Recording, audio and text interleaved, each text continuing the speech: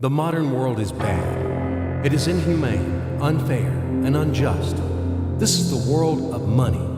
It is not for the people. It is for those who produce money, for bankers and financiers. And ordinary people just serve them as attendants. They sweep their palaces. What lies behind the social welfare? Labor. But why does the banker live in 100 and 1,000 times better than worker, than peasant? Why does wildcatter live better? All of them. Do they work harder? It's nonsense. It's ridiculous to say. They do not even produce anything. No material values. But why? Don't you know? Moreover, perhaps you wonder with all sincerity now, reading all of this. Well, banker and worker, simple hard worker like me or my neighbor Johnny? It cannot be compared. Banker is a bank, money, relations, and contacts. But who are we together with Johnny? Nobody. Naturally, the banker lives better than we do. But there is nothing natural here. The point is that everyone got used to this state of affairs, and they took it for granted. As a matter of course, a banker has to live better, and it cannot be otherwise. But it may be otherwise. So why? Why does a banker work less, but live better? Better than worker or miner? However, intuitively, you've got the answer by yourselves. Because the banker is a bank. Money. Exactly, money. This is the whole point, the cornerstone. And about them, about the money, we should talk more in details. So, what is money? Have you ever thought about it? The calculation tool, the measure of labor?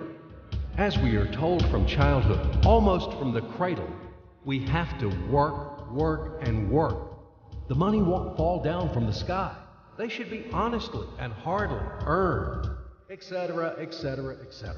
Sounds familiar, doesn't it? Familiar ad nauseum. Say it, by the way, to Abramovich, who honestly and hardly earned all his billions. Just for fun, say how to earn money honestly. You will laugh to death.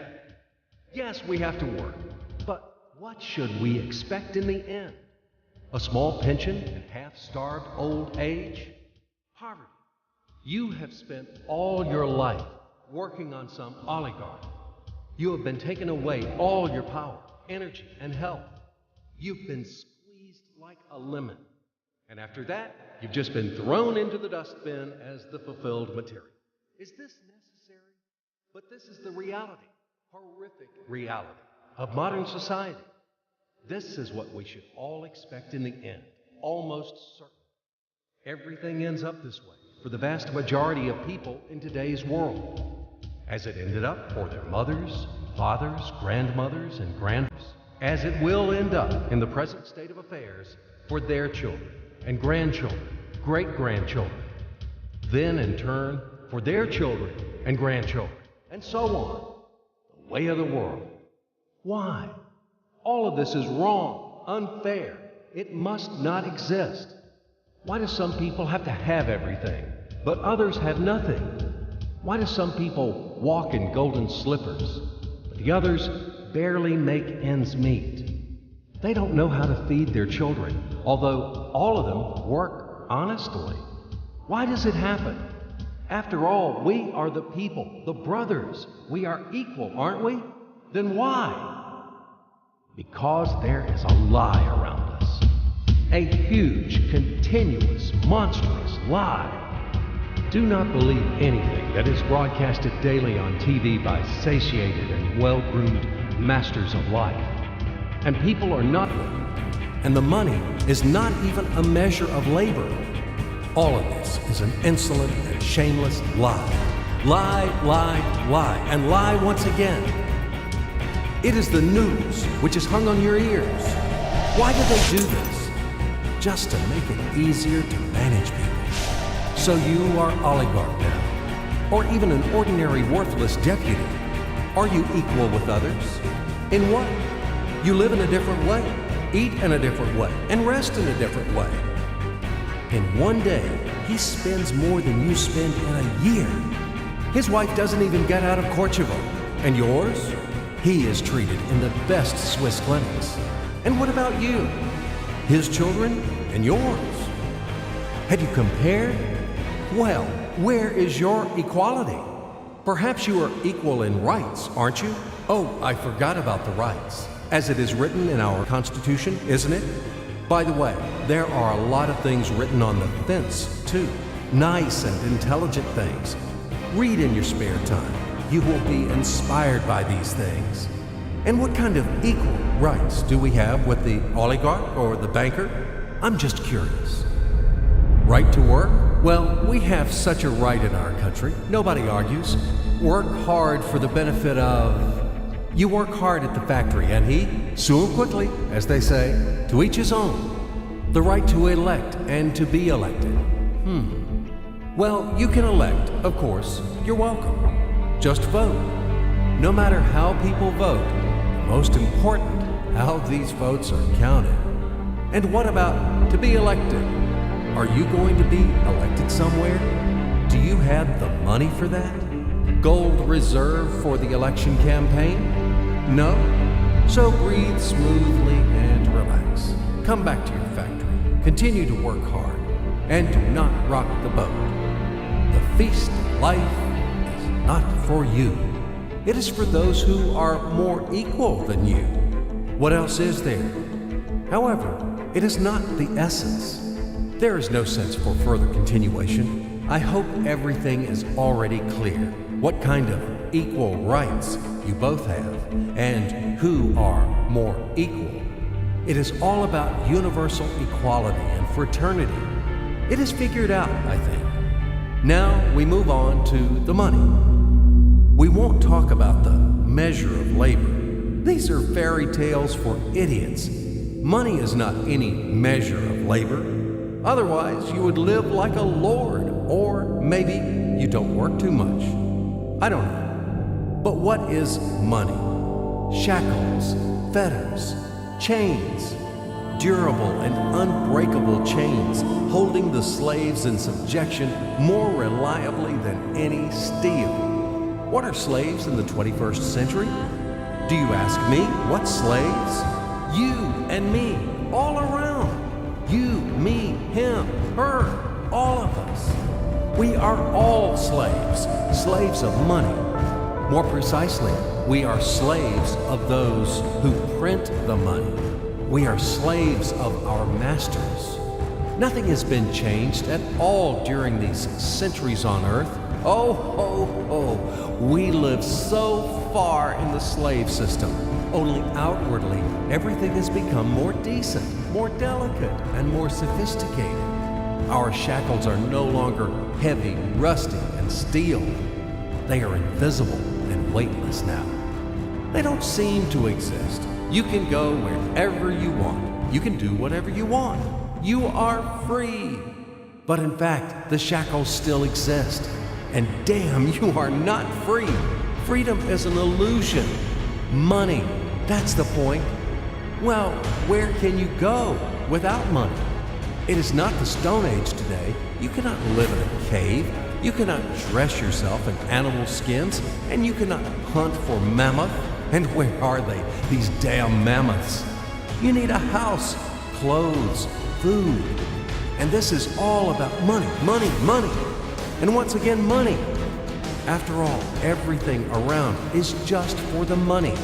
You cannot make a single step without them. But where do you find the money? That's right, you have to earn them. Do you hear? Clatter of chains, whistling of the whip, and shouting of overseers. Have you ever thought that it is immoral to sell yourself? That it is a kind of prostitution to sell your own strengths, brain, time? What is the difference from the selling of your own body? Yes, but will you object that people have to work? If everybody would stop doing their jobs, what's going to happen then? We will resettle to the caves again, and we will get dressed in animal skins, won't we? That's right. Everything is right. It is very reasonable, logical, and easy to understand. As ABC, even I understood. That's what I'm talking about. Nothing has been changed at all during all these centuries on earth. And these convincing arguments could be heard for sure in slave society, when the slaveholders had been trying to make understand their obstinate, blunt slaves who didn't want to work for them that it is necessary to work hard. Stupid slaves! And later, quite recently, in historical times, the landlords told their serfs, after all, if you stop to work, to plow, to sow, and reap, what's going to happen then? Our society will collapse, and we will die of hunger. We will run wild. Yes, it is necessary to work, to create something useful for the society. Otherwise, society will degrade and die. But firstly, we have to work voluntarily, not for a bowl of soup, and not only in order to survive. We have to do what we like to do. And secondly, if something, once it is necessary to work, it is necessary for everyone. All people are equal, aren't they? So let everybody work. The situation when some people earn money in a mine, at the factory with salty sweat and bloody calluses, while others simply print them, sitting back and sipping expensive whiskey or brandy, is abnormal. Such a situation is not acceptable in principle, and there are no explanations and no excuses to this state of affairs. Absolutely. Money is just paper, candy wrappers. They are not backed by anything tangible, and according to that, money is simply is printed. And these candy wrappers are distributed among the slaves as wages for labor. When the slaves are given an extra wrapper, it means their salary is increased, and they are happy. Are you shocked? Alas, c'est la vie. It is our bitter reality. How is the financial world organized? It is a pyramid. The Fed, U.S. Federal Reserve System, is at the top. The Fed prints dollars. How much? As much as it wants. Of course, Fed adheres to some of its own internal rules and regulations. It tries, for example, not to print too many dollars to prevent complete devaluation of the currency, etc., etc. But in principle, Fed can print as many dollars as it wants. At least, there are no external limitations for that. Absolutely, the U.S. Fed is guided solely by the reasons of expediency. The lower levels of the global pyramid are the central banks of different countries. All other local national banks are situated on even lower levels. Of course, all of this is slightly simplified, but in general, everything corresponds to reality and reflects overall picture. Why do we need banks? Speaking figuratively, banks play the role of blood vessels in the social organism. Through these vessels, the money, blood, from the heart, the central bank, enters to all its organs. Money, blood, wash these organs. They bring life to them. It's not me. You can find this information in any textbook on economics. In which connection dollars are mentioned here? In what relation does the Fed have to us, sinners? The most direct relation to us, I'm telling you. After all, dollar is the global currency. Don't you know this? Let's say Russian Central Bank, one little proud bird, cannot print rubles without permission of U.S. Fed. Absolutely not. As soon as Russia supplies oil and gas to the USA for $1 billion, it is a wagon of colored pieces of paper with pictures of great American presidents. Then, Russian Central Bank will be allowed to print rubles in the amount of $1 billion with a clear conscience. This is the only way. Otherwise, Russia will be expelled from the IMF, and in general, the ruble won't be a freely convertible currency. But let it be. This is the topic for another conversation. Check my site later. Do not get distracted. Let's come back to the pyramid. Well, okay, the blood vessels wash. All of this, of course, is wonderful. But the main question is, why does the banker live better than worker? We still have no answer. So what that he has blood vessel? Shall we give him cash bonus for that or vouchers for enhanced diet? I, for example, build houses or bake bread. It is also very important. Does he work harder than me? No. Then why does he live better? And one small question in addition. I've been working and working like a damned for public benefit from morning to night. But anyway, I can't pay off the loans. And all of my friends are in the same situation. Is this normal? It is obviously wrong and unfair. This is eternal credit bondage. But whom do I owe the money to? I owe money to banks, to these blood vessels, washing all and everything. Fuck them all. I don't need this fucking washing. In short, they make fools of us. That's all. As usual, bankers take advantage of the fact that we, simple hard workers, don't have time to figure out all these tricky schemes. We have to feed our families. That's why they take advantage of this situation and ride on our backs, bastards. So don't tell me about blood vessels. We know these vessels. Just give me the gun and Easy, stay calm. And let's figure this out together, okay? Calmly and slowly. But I warn you that I have to strain your brains. It's not easy to unravel in a couple of minutes those things which have been tangled during the centuries by the best sophisticated minds of mankind. But we will try. At least we will show something visually, something from the life of modern banks. We will demonstrate everything on the live example, so to speak. You'll enjoy. So imagine the following quite unusual situation, and watch my hands.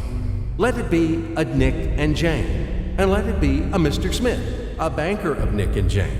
They both keep their money in his bank. That's why we use the title Mr. Smith, with respect. Nick really wants to buy, well, let's say Jane's bicycle, but he has no money. More precisely, he has money, but not enough, only $10, while Jane wants $100 for her precious bicycle. That's a problem. What should Nick do? Well, this bicycle is so desirable.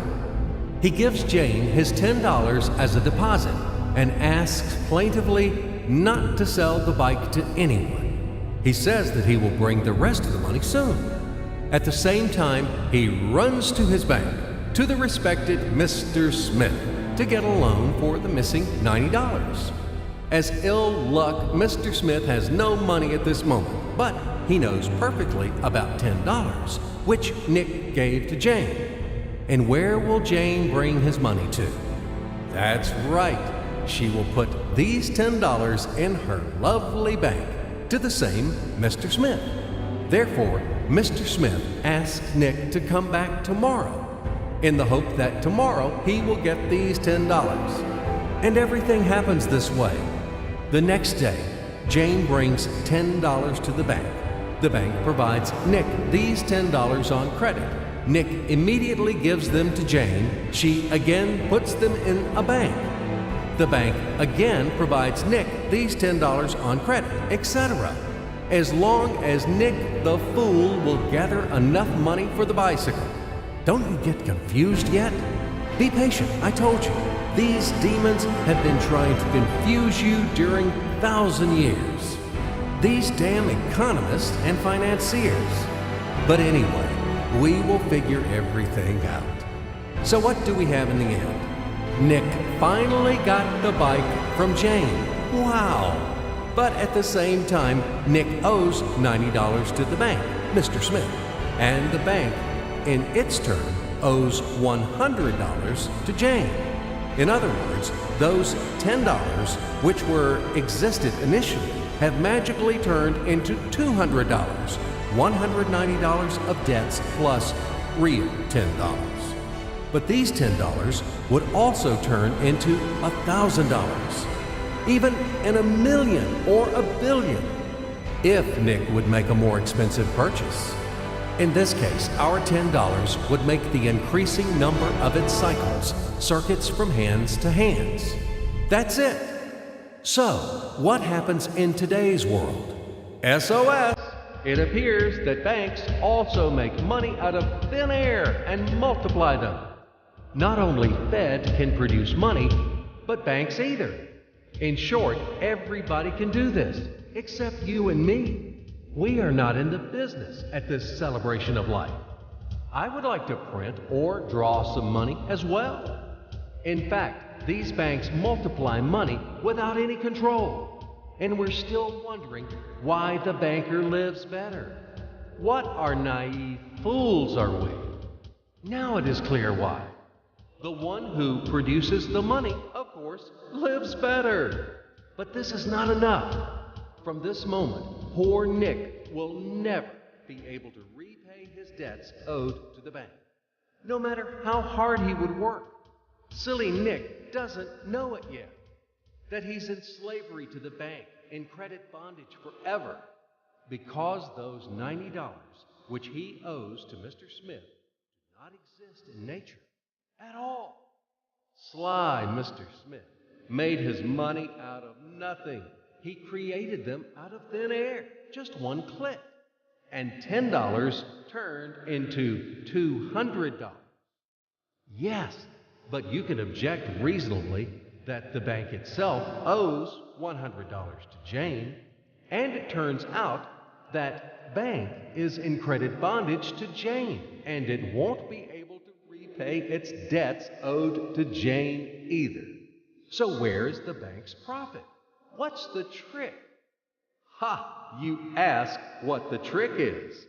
The trick is in the fact that bank has a lot of such Janes, thousands and millions, and they will never come for their money all at once.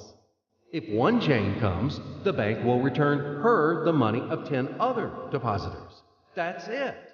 It means that the bank's debt is dangerous and not burdensome. In fact, bank's debt is virtual. It exists only on the paper or in the computer program. It will never be repaid in reality, only in case a panic happens, when frightened depositors suddenly will come for their money all at once. Or maybe, do you know any other reason why banks go bankrupt from time to time? Here's why. Because there are not enough money for all depositors. There is 90% of thin air in the bank vaults. Just a lilac fog. Thus, bank is okay. It blooms and smells. We don't need to worry about it. But our Nick has serious problems now. He has to repay all the debts owed to the bank, completely, with interest and penalties. You know this. He will be forced to take a new credit in order to repay the old one. Then again, the new loan, and again, and again, endlessly, until his death. There is no way out of this credit running knot. It does not exist in principle. That's it, trap slam. Now Nick is perpetual debtor of bank. He is a slave. From now on, he will work, and work for bank until he dies. But he still won't repay his debts. After his death, his children and grandchildren will work for this bank. They all are future slaves of the bank. More precisely, they are slaves of this monstrous and cannibalistic global financial system, which spawned this ruthless and inhumane mechanism which must be destroyed finally. Financial apocalypse. It can break our financial chains and can save all of us. It can finally release us from centuries of slavery. All the old will be burned completely in purifying flame of apocalypse, and the new will be established. The Federal Reserve will be burned, and the wind of change will dispel the ashes of this damned insatiable octopus, spider, enmeshed the whole world with its sticky financial nets. Banks in their current form will be razed to the ground. They do not wash anything. Do not believe this bullshit. They bring death to all living things. They suck our blood. Banks are parasites on the healthy body of the society. Mites inflated from our blood. They are voracious and insatiable leeches, clung tightly to us. What do they actually do useful? Do they give loans at their extortionate interest? Actually, why do banks charge you interest on loans? Have you ever thought about it? Usury has always been condemned and despised at all times and among all nations. And now it is the norm. An entrepreneur gets a bank loan. For what do they charge interest on? He wants to create something useful for the society, for the whole society, including the bankers. He has to be encouraged and given privileges for that, instead of stripping off 3 skins from him. But today's banks were created not for that. The interests of the society are not important for them. Banks take care only about their own financial profits and benefits. They don't care about the people. Today's banks are faithful servants of the Federal Reserve. They are greedy and avid bloodsuckers, small ghouls in the service of a giant and evil monster. Modern Earl Dracula, who plunged the whole world into financial bondage, and it sucks and sucks our blood. And it will continue to suck the blood of our children and our grandchildren if we don't stop and destroy it. Hammer an aspen stake to all the banks, and do not forget the silver bullets. Apocalypse, only financial apocalypse. We have no other choices. We are not slaves. We are the people, and we choose freedom. And this freedom is already on the threshold. Now, with the advent of MMM, financial apocalypse is inevitable. From now on, it's just a matter of time. Grain has been sown, and it will sprout. It is now sprouting, right now, at this very moment, and it won't perish. What is MMM? Global Mutual Aid Society, Worldwide People's Bank, Financial Social Network. You can call it as you like.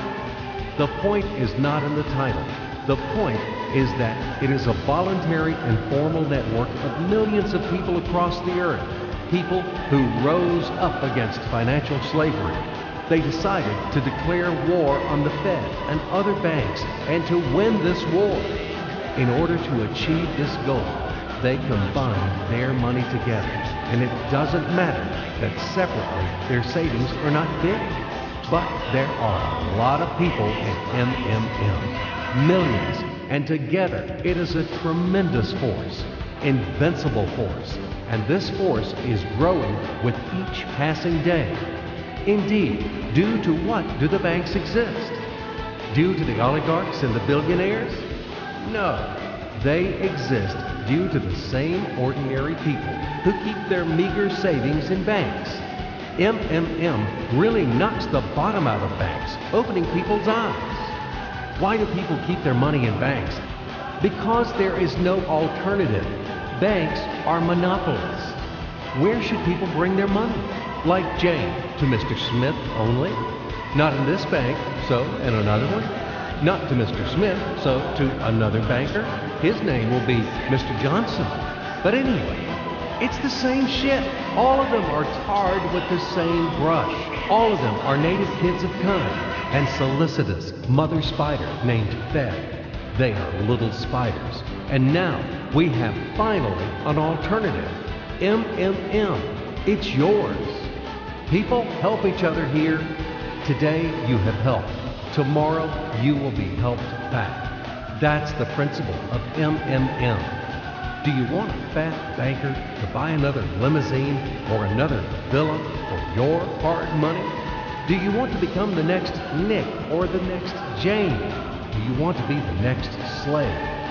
It's better to join MMM and let your money help those who are in need right now.